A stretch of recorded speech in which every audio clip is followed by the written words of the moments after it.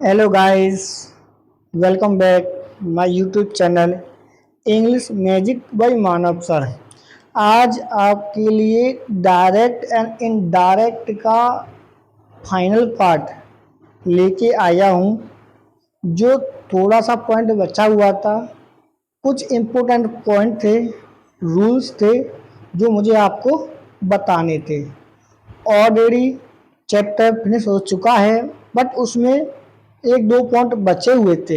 Okay, जो मेरे प्यारे मित्र इस चैनल पे नए आए हैं तो प्लीज़ वीडियो को ज़्यादा से ज़्यादा शेयर करना, लाइक करना एंड सब्सक्राइब करना। ओके, तो हम नेक्स्ट रूल्स अगले पॉइंट पे चलते हैं, जो डायरेक्ट और इनडायरेक्ट का नेक्स्ट पॉइंट है।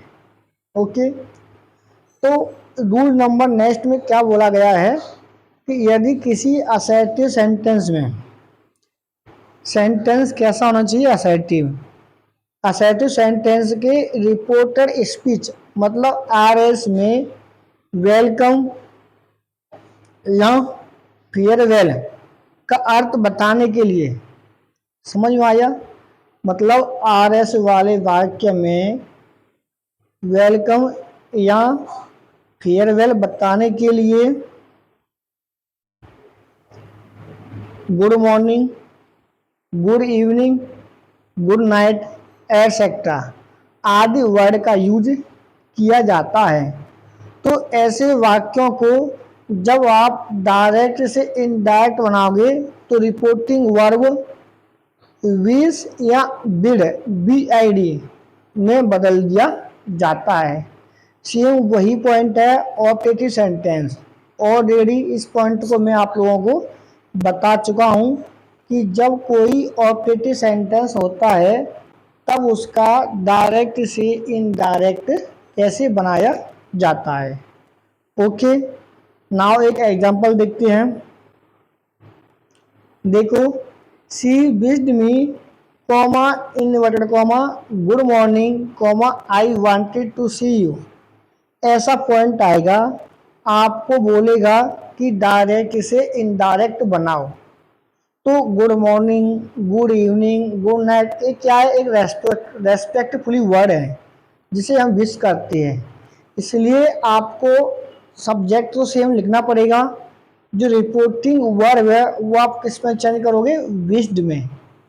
अभी लास्ट में मैंने क्या बताया था, विश या बिड, उसमें ईडी लगा दोगे। ओके, पास्ट में रिपोर्टिंग वर्ब बनता है, आपको पता होगा। इसलिए सी विश्ड सेड टू का विश्ड रहेगा, जो ऑब्जेक्ट यहाँ पे आया वो यहाँ रहेगा।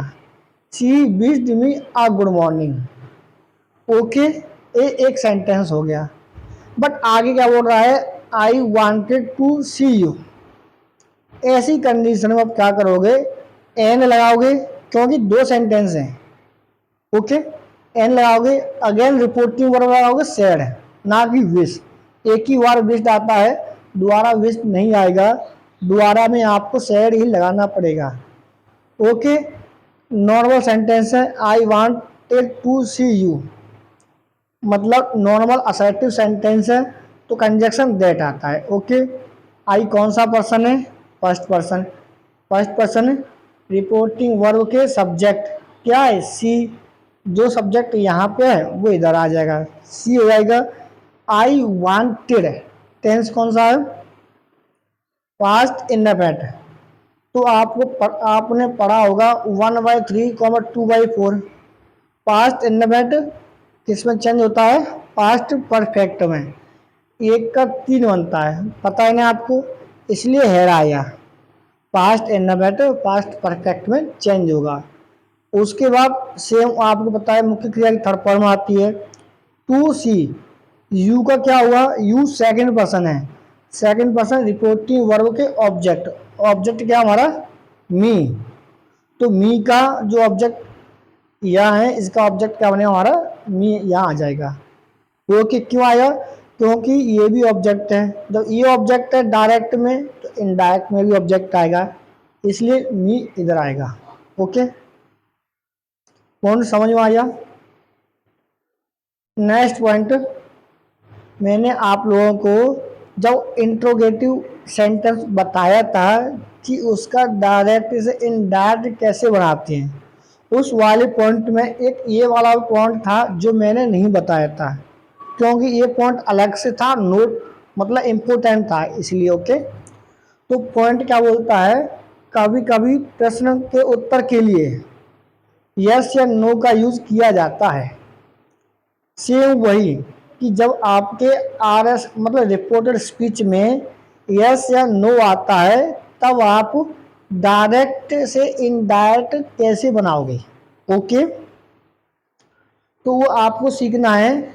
अगर यस आता है तो यस के लिए आप रिपोर्टिंग वर्ब को रिप्लाई इन द अफर्मेटिव में चेंज करोगे, नो के लिए रिप्लाई इन द नेगेटिव में बदलोगे। बाकी के जो डायरेक्ट से इनडायरेक्ट मैंने आपको सिखाया था कि कोई जब सेंटेंस इंट्रोगेटिव होता है तो कैसे बनाते हैं, तो वही पॉइंट है। ओके, जैसे सी को आओ,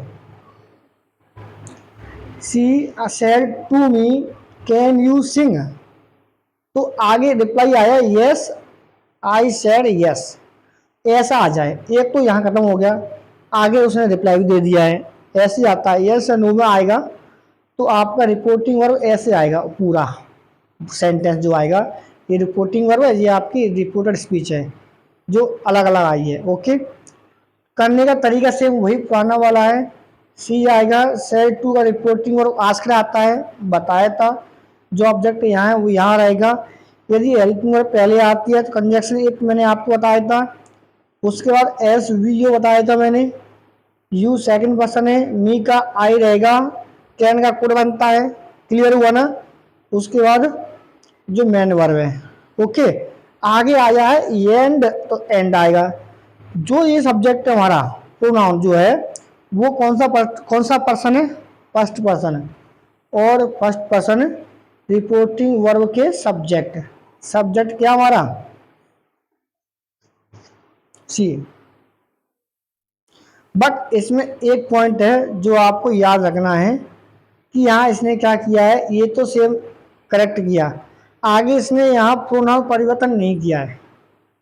क्यों नहीं किया वो देखो, उसने मुझसे कहा क्या आप गीत गा सकते हो, मैंने कहा यस, इसलिए जो यहाँ पे आया सब्जेक्ट वही सब्जेक्ट यहाँ रहेगा।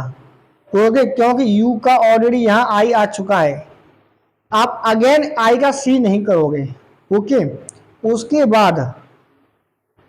बाद जब सब्जेक्ट लिख दोगे यहाँ देखोगे यस या नॉट है, यस आएगा तो replied in the affirmative, reply नहीं लिखोगे आप क्योंकि फास्ट में बनता है। ओके, इसलिए रिप्लाइड आएगा, सेकंड फॉर्म आएगा रिप्लाइड इन द अफर्मेटिव।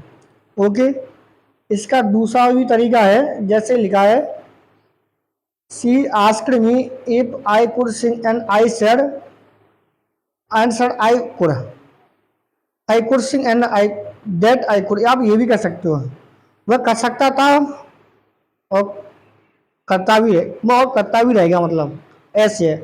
आप ऐसे भी कर सकते हो और ऐसे भी आप कर सकते हो, आप लोग कंफ्यूज मत होना। ओके, एक अदर एग्जांपल देखते हैं। I said to her comma inverted comma will you go to workshop tomorrow and she said no, तो सेम वही method, I asked her if whether, point वही है, यू का सी, यू का हर के हिसाब से सी आएगा, वे का वर्ड बनता है गो टू वर्कशॉप, टुमारो का नेसेसरी रहेगा, क्लियर है, कंजक्शन एंड आएगा। सी से सी सब्जेक्ट यहाँ जो यहाँ है यहाँ पे वो इधर रहेगा, अब क्या बोल रहा है नो, तो नो के लिए क्या आएगा replied in the negative. Okay, yes आएगा रिप्लाइड इन अफर्मेटिव, नो आएगा रिप्लाइड इन नेगेटिव। बाकी का रूल सेम वही पुराना वाला है। ओके, सेकंड मेथड ये है आई आस्क्ड हर, सेम वही, and she said that she couldn't. Okay, वही पॉइंट है, ये भी पास्ट में आया है, विल का पास्ट वर्ड होता है सेम, इसलिए इसने यहाँ कैन का कुड लगा दिया है। ओके, अगला रूल्स देखो, कभी कभी रिपोर्टेड स्पीच में sir, madam, your honour, your majesty आदि का यूज संबोधन के रूप में व्यक्ति के प्रति सम्मान और आदर का भाव प्रकट करने के लिए किया जाता है। ये कह रहा है जब कोई आर.एस वाले वाक्य में हम सर, मैडम, योर ऑनर या योर मैजेस्टी का यूज करते हैं, इसका मतलब है कि हम उनको सम्मान दे रहे हैं। जैसे हम बोलते हैं सर मे आई कम इन, सर क्या मैं अंदर आ सकता हूँ, तो क्या कि मैं उनको सम्मान दे रहा हूँ, रेस्पेक्ट दे रहा हूँ, इसलिए सर मैडम वर्ड आता है। जब ऐसा आ जाएगा और आपको इनडायरेक्ट बनाना पड़े तब क्या करोगे? इस प्रकार के वाक्यों में इनडायरेक्ट स्पीच में इन शब्दों को हटा दिया जाता है। कौन से शब्दों को? जो जस्ट मैंने अभी बताए थे, sir, madam, your honesty, okay. और रिपोर्टिंग क्लॉज में रेस्पेक्टफुली का यूज किया जाता है। मतलब सर या मैडम आएगा तो वो वर्ड हट जाएंगे, उनकी जगह क्या लगाओगे? रेस्पेक्टफुली। जैसे कि the student sir, the student said sir may I sit here, तो सेम वही द स्टूडेंट। अब इंट्रोगेटिव है तो आस्क तो आ ही आएगा, बट रेस्पेक्टफुली आया सर वर्ड, इसलिए सर को हटा देंगे, सर की जगह हम क्या लगाएंगे? Respectfully. The student respectfully asked. Interrogative ये रहेगा, आई का स्टूडेंट के हिसाब से ही रहेगा, मे का माइट बनता है, सिट रहेगा, ईयर का देयर बनता है, फुल स्टॉप। पॉइंट क्लियर है? ईयर का देयर कैसे आया, मे का माइट कैसे आया, ऑलरेडी मैंने आप लोगों को बता के रखा है। नेक्स्ट,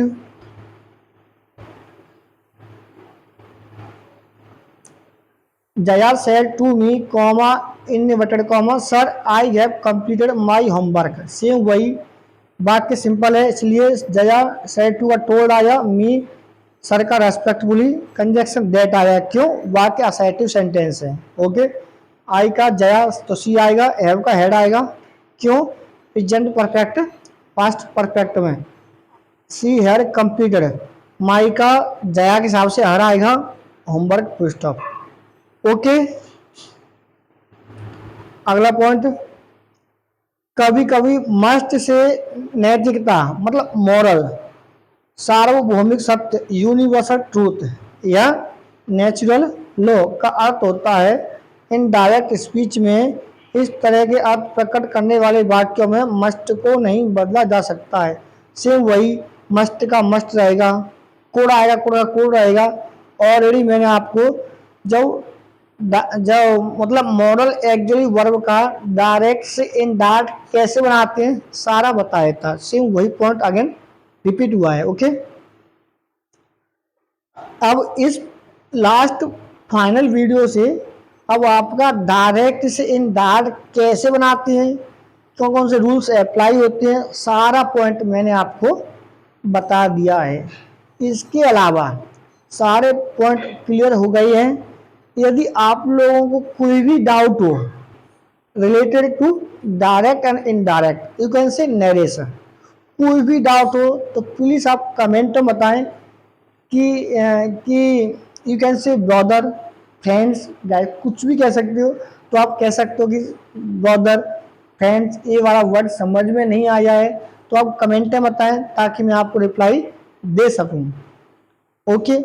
यदि आपको वीडियो पसंद आई हो तो प्लीज़ वीडियो को लाइक करना, चैनल को सब्सक्राइब करना और वीडियो को ज़्यादा से ज़्यादा शेयर करना ताकि सभी लोग इस चैप्टर को देख सकें। ओके। एक पॉइंट और मैं आपको बताऊंगा कि एक प्रैक्टिस सेट लेके आऊँगा, उस प्रैक्टिस सेट के माध्यम से आप लोगों के जो भी डाउट होंगे वो मैं क्लियर कर पाऊँगा। Okay. Thank you so much for watching my videos and subscribe my channel.